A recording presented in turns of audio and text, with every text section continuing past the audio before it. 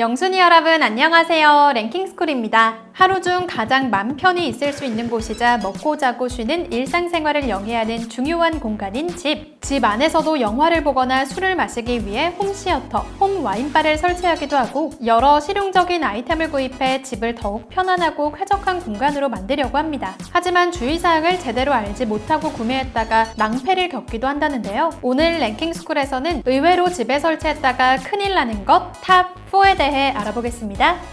4위, 옥상 수영장. 방송이나 해외 영화에서 자주 볼 수 있는 집안 수영장. 멀리 나가지 않고도 집안에서 저렴한 가격에 피서 기분을 낼 수 있다는 점에서 인기를 끌고 있습니다. 풀을 만들고 물을 채워 노는 것에 위험 요소가 있을까 싶은데 자칫하면 수영장이 건물 전체를 붕괴시킬 수도 있다는 사실 아시나요? 풀장에 물을 가득 채우면 우리가 상상한 것 이상으로 무게가 많이 나가서 건물 안전에 위협이 되기 때문입니다. 18만 원에서 20만 원 정도의 비닐 풀장에도 물이 6톤에서 8톤가량 들어가는데 성체 코끼리 한 마리의 무게가 6톤이며 아파트 헬기의 총 중량이 8톤입니다. 옥상이나 베란다가 물을 가득 채운 풀장을 수용할 수 있으려면 코끼리가 뛰놀거나 아파트 헬기가 착륙해도 아무 문제가 없는 튼튼한 구조여야 합니다. 일반적으로 건축 설계사들이 가장 무겁다고 느끼는 두 가지가 물과 책이기 때문에 도서관이나 수영장 같은 경우 다른 일반 건축물보다 더 세게 구조 설계를 하고 있다는데요. 주택 옥상의 경우 그 정도로 튼튼하게 지을 필요성이 없기 때문에 그렇지 못한 곳이 훨씬 많죠.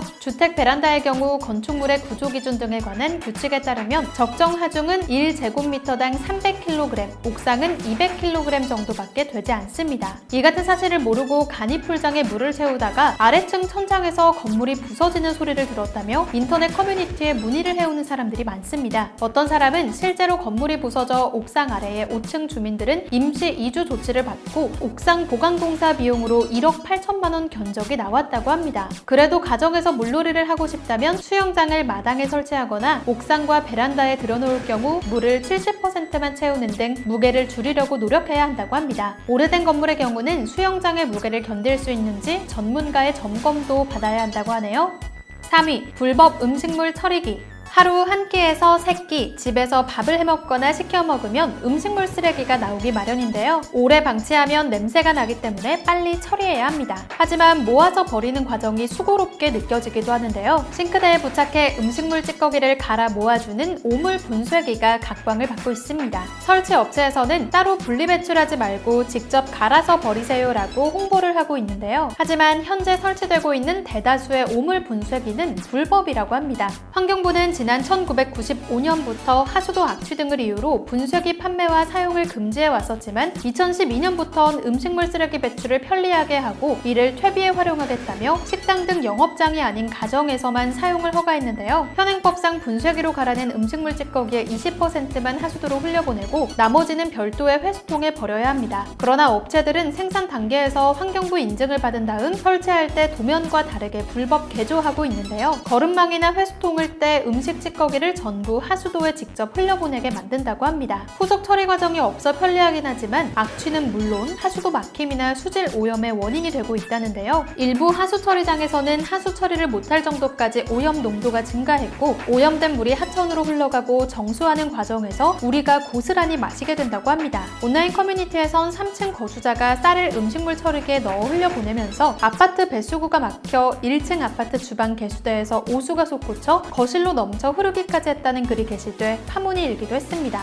회수통을 뗀 디스포저를 판매한 자는 2년 이하 징역 또는 2천만 원 이하의 벌금을, 이를 사용한 소비자도 100만 원 이하 과태료를 물게 하고 있지만 단속이 제대로 되지 않고 있는데요. 개인정보 문제로 제품이 설치된 주소를 일일이 확인해 설치 현황을 살피지 못하기 때문입니다. 편리하긴 하지만 환경을 오염시키고 관을 못쓰게 만드는 오물 분쇄기는 최근 미국 일부 지역 등 해외에서도 금지하는 추세라고 하니 우리도 단속 강화나 별도의 대책이 필요할 것으로 보입니다. 2위, 텃밭.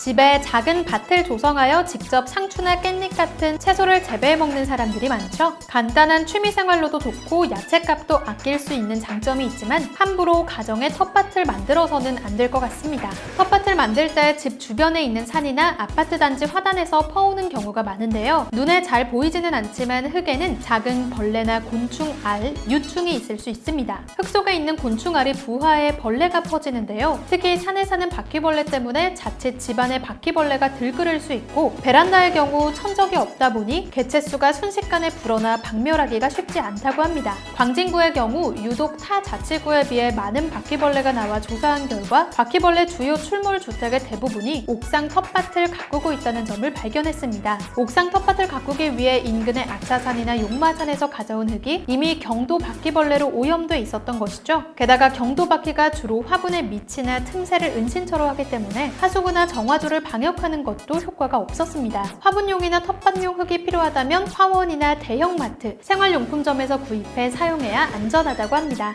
1위, IP 카메라. 범죄를 예방하고 안전을 도모하기 위해 길거리나 식당, 학교 등에 설치하는 CCTV처럼 관찰 카메라는 이제 우리 생활에서 떼놓을 수 없는 존재입니다. 특히 오늘날에는 1인 가구 및 맞벌이 가정이 증가하면서 집에 혼자 있는 아이들이나 반려동물을 실시간으로 확인할 수 있도록 IP 카메라를 집안에 설치하기도 하는데요. 집 안의 상황을 언제 어디서든 확인할 수 있기 때문에 유용하게 쓰이고 있습니다. 하지만 이렇게 편리한 만큼 악용의 소지도 다분하다고 하는데요. 가정집에 설치된 IP 카메라를 해킹하여 개인 사생활을 엿보거나 불법으로 영상을 녹화해 인터넷에 유포하는 사건들이 빈번히 발생하고 있습니다. 지난 2016년 전 세계 약 7만 3천여 대의 IP 카메라가 해킹돼 인세캠이라는 사이트를 통해 생중계되기도 했습니다. 직장과 학원, 헬스장, 음식점, 옷가게 등에 설치된 웹캠 영상이 해킹돼 카메라 관리자나 촬영 대상자도 모르게 인터넷에 게시가 되온 것이죠. 게다가 IP 카메라의 줌 기능이나 각도 조절 기능 등을 조작하여 타인의 은밀한 사생활을 엿보고 녹화해 유포한 사람들도 계속해서 나오고 있습니다. 사물 인터넷 해킹은 대단한 기술이 필요하지 않아 누구나 할 수 있을 만큼 쉽다고 합니다. 인터넷을 통해 내가 내 집을 보듯이 다른 사람들도 아이디와 비밀번호만 알면 되기 때문에 완벽한 해킹 방지 방법은 없다고 하는데요. 그래도 미연의 해킹을 방지하는 방법들이 있습니다. 집에 오면 IP 카메라에 인터넷 연결선을 뽑아버리거나 IP 카메라 앞에 스티커를 붙이기, 초기 비밀번호를 그대로 사용하지 않고 비밀번호에 특수 번호를 많이 넣어 복잡하게 만들기 등의 방법이 있는데요. IP 카메라뿐 아니라 로봇 청소기 등과 같은 사물 인터넷 제품들에서도 해킹이 발생할 수 있으니 주변 기기들이 보안으로부터 안전한지 항상 확인해 봐야 할 것 같습니다. 집을 더욱 쾌적하고 안락한 공간으로 만들기 위해 설치한 것들이 복병이 될 수 있다는 사실이 충격적인데요. 집 안에 무언가를 들일 때 앞으로는 주의점들을 잘 살펴봐야 할 것 같습니다. 지금까지 랭킹스쿨이었습니다. 감사합니다.